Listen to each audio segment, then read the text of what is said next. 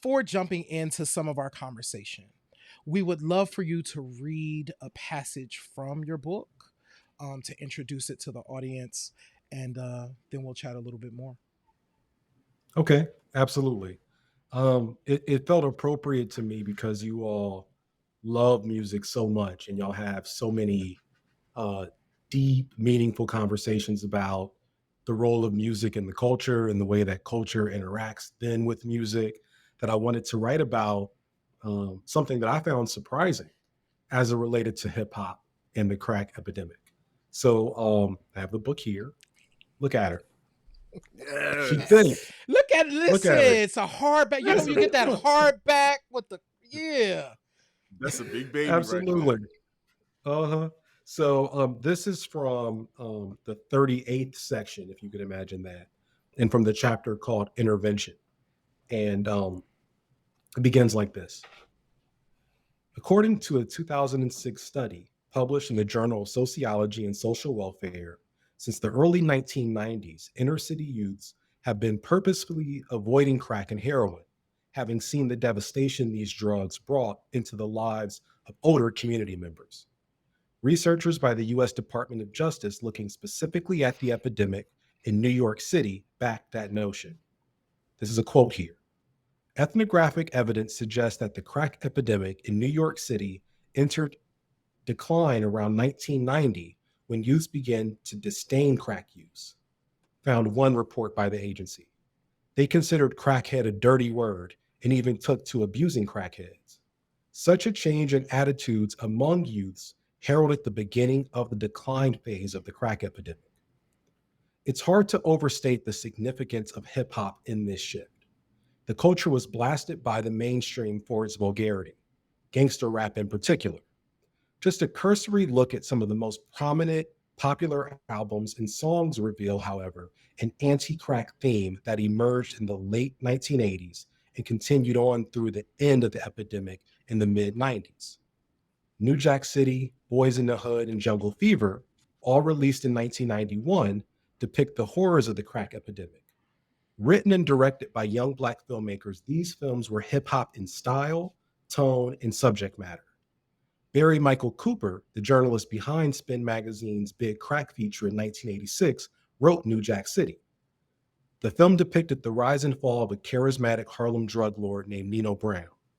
Boys in the Hood, written and directed by John Singleton, took on the violence of the crack era. Spike Lee's Jungle Fever depicted the turmoil crack created within families. After these films, there followed a slew of others: Juice in 1992, Menace to Society in 1993, Clockers in 1995. Just like the media messaging of the Just Say No era, these films all had anti violence, anti drug messages at their core. But what set them apart in true hip hop fashion was their commitment to censoring the stories of those who've been marginalized in the PSAs and made for TV movies of the 80s. As such, they became cult classics among young people of color and helped shape their perceptions of crack use and dealing. Rap was also deeply engaged with the crack epidemic and the war on drugs. At the time, a common retort from rappers to criticism of their lyrics was that they were merely reflecting the reality of the streets. It was dismissed by some as an excuse, but when it comes to crack, they were telling the truth. As crack use increased throughout the 80s, so did the release of rap songs warning users of its consequences. Kumo D released Monster Crack in 86. Then in 1987, NWA released Dope Man. MC Shan dropped Jane, Stop This Crazy Thing, and Boogie Down Productions released Say No Brother, Crack Attack, Don't Do It the following year. Public Enemy released Night of the Living Bassheads. NWA dropped Fuck the Police, and Slick Rick released Hey Young World. Then there were other anti-crack hits: BDP's Self-Destruction, Gimme No Crack by Shinehead, Just Say No by Young MC, Slow Down by Brand Nubian, Notorious B.I.G.'s Everyday Struggle. These songs did not glamorize drugs as many rap critics claimed. On the contrary, they were practically uniform in their opposition. Moreover, they were hits, played in heavy rotation by the young people who would ultimately put an end to the epidemic the songs reflected. Now, this part here was really surprising to me, that I was able to make this connection. More than any other individual rapper, Dr. Dre deserves recognition for the role he had in helping turn the page on the crack epidemic. As a member of NWA and producer for the group, he helped articulate the conditions of life in the ghetto on songs like Dope Man, Fuck the Police, and Gangsta Gangsta. Then in 1992, 3 years after leaving NWA, Dr. J dropped his magnum opus, The Chronic. The album is ranked by many, including Vibe, Spin, and Rolling Stone, as one of the greatest albums of all time. It also seems that during crack's decline, when a new generation was beginning its youthful experimentation, it presented an alternative to hard drugs. On it, Dr. Dre perfected his G-Funk sound, production marked by groovy bass lines, layered synthesizers, funk and soul samples. The album contrasts those sounds of a bygone era with lyrics exploring the issues of the day. Songs like The Day the Niggas Took Over, Little Ghetto Boy, and A Nigga with a Gun. These are all odes to street life during the crack era.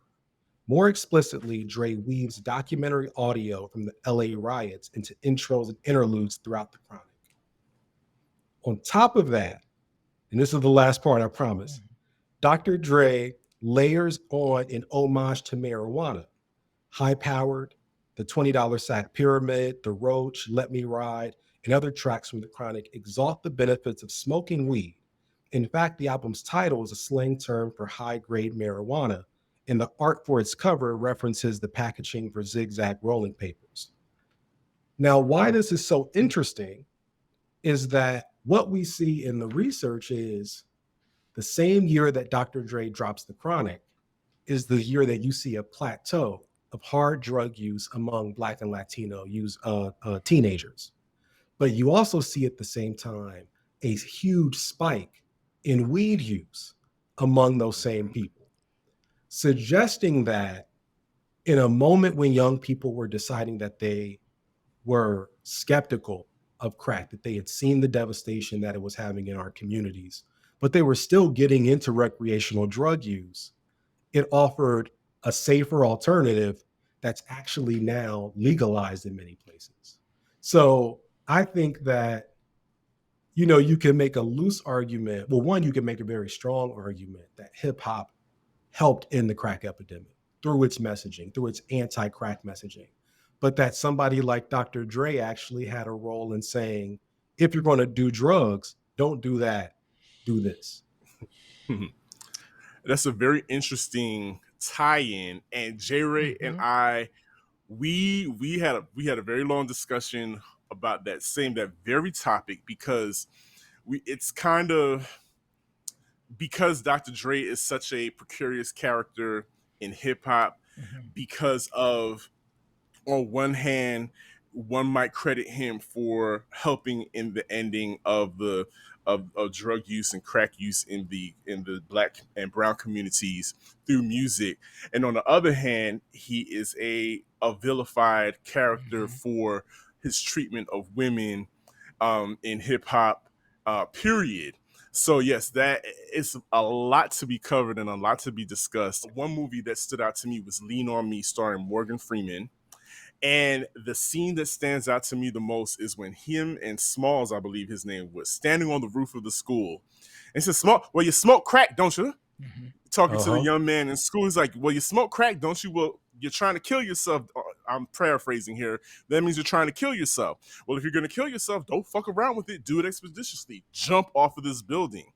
And I remember, because I'm a young chunky kid myself, just feeling in that moment, well, I would never smoke crack, but still feeling like I had some kind of connection with Smalls, just because of the way he looked, because he kind of looked like me, and knowing how much impact that had on my life at the time, solidifying the fact that I would never want to touch crack myself. So I thought that was a very interesting point, and bringing that, and that brought it home to me at that point, that yes, there was so much anti-crack messaging in when we were growing up in the early 80s to the mid 90s, that it just kind of didn't make sense. But going back to the book, and one of the things that we found most interesting is the way you humanize the people that were taking crack. And that is something that we just do not and have not done as a community.